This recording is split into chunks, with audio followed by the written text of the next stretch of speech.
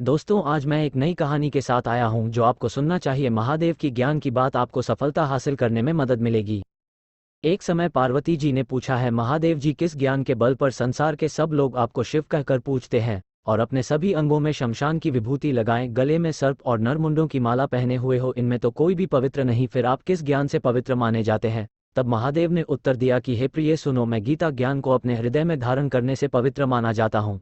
इस ज्ञान से मुझे बाहर के कर्म नहीं व्यापते। तब पार्वती जी ने कहा कि हे भगवान, जिस गीता ज्ञान की आप ऐसी स्तुति करते हैं, उसके श्रवण करने से कोई कृतार्थ भी हुआ है? महादेव ने उत्तर देते हुए कहा कि इस ज्ञान को सुनकर बहुत से जीव कृतार्थ हुए हैं और आगे भी होंगे। मैं तुम्हें एक पुरातन कथा कहता हूँ, तुम सुनो। एक समय पाताल लोक में शेषनाग की शैया पर श्री नारायण जी नैन मूंद कर आनंद में मग्न थे। उस वक्त भगवान के चरण दबाते हुए लक्ष्मी जी ने पूछा, है प्रभु, निद्रा और आलस्य तो उन पुरुषों को व्यापता है जो जीव तामसी होते हैं, फिर आप तो तीनों गुणों से अतीत हो, आप तो वासुदेव हो, आप जो नेत्र मूंद रहे हो, इससे मुझके बड़ा आश्चर्य है। नारायण जी ने उत्तर देते हुए कहा, हे लक्ष्मी, मुझको निद्रा आलस्य नहीं व्यापता। एक शब्द रूप जो भगवद गीता है, उसमें जो ज्ञान है उसके आकार रूप है। ये गीता शब्द रूप अवतार है। इस गीता में यह अंग है, 5 अध्याय मेरे मुख है, 10 अध्याय मेरी भुजा है, 16वां अध्याय मेरा हृदय और मन और मेरा उदर है, 17वां अध्याय मेरी जंघा है, 18वां अध्याय मेरे चरण है। गीता श्लोकी मेरी नाड़ियां हैं और जो गीता के अक्षर है वो मेरा रोम है। ऐसा मेरा शब्द रूपी जो गीता ज्ञान है, उसी के अर्थ में हृदय में विचार करता हूँ और बहुत आनंद प्राप्त होते हूँ।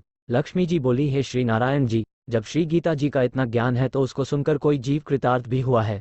सो मुझसे कहो। तब श्री नारायण ने कहा, हे लक्ष्मी, गीता ज्ञान को सुनकर बहुत से जीव कृतार्थ हुए हैं, सो तुम श्रवण करो। दोस्तों, ऐसी ज्ञान की बातें आप तक पहुंचे, लाइक, कमेंट और चैनल को सब्सक्राइब करें।